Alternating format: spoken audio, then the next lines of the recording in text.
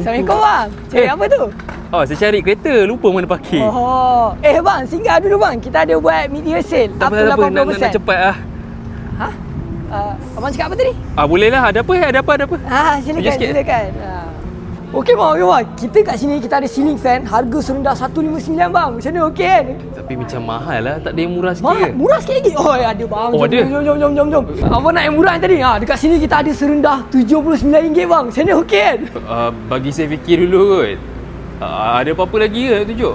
Okey bang, kat sini kita ada surface downlight. Banyak pilihan kat sini, bawah RM10 bang. Ada yang serendah RM4.5. Wah, abang suka ni? Abang suka ni? Boleh ya? Kita ambil ni. Apa lah, saya fikirkan dulu boleh?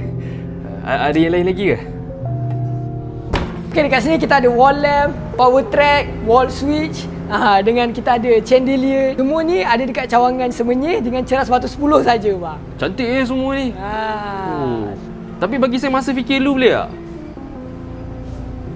So yang ni waterfall sink, kita ada colour gold dengan colour black. Macam mana bang? Okey Boleh? Lawa. Boleh. Tapi ada benda simple sikit lah. Kita ada nano milik sink. Atau abang nak yang lagi simple, kita ada yang basic sink abang. Saya nak, tapi saya nak tengok yang lain dulu boleh? Kat sini kita ada bathroom cabinet. Kita ada yang 1 pintu, 2 pintu. Ada yang sekali dengan mirror cabinet. Kalau dekat rumah saya ni cantik ni. Abang suka yang ni Oh, serius tak? Boleh order ni. Okey. Tapi bagi saya masa fikir dulu boleh? Abang pilih yang mana satu? One piece ke two piece? Sorry one piece, tapi saya pilih two piece.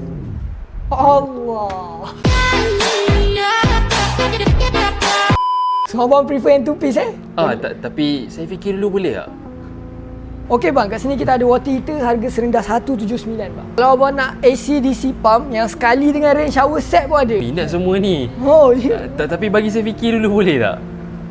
Nak fikir dulu. Nak tengok yang lain dulu boleh tak? Dekat sini kita ada dua jenis cooker hood. Kita ada yang T-shape dengan yang slanted. Slanted ni lawa, saya suka ni. Tapi tu lah. Tapi nak fikir dulu kan? Pandai lah. Ada tak yang lagi premium pada ni bang? Kalau ada saya nak. Serius Abang cakap nak yang premium sikit kan? Okey, kita ada standing cooker daripada DeLonghi. Ataupun abang boleh pilih daripada Leban Steel. Ataupun kalau abang nak yang hood dan hob, abang boleh pilih daripada ini. Ini.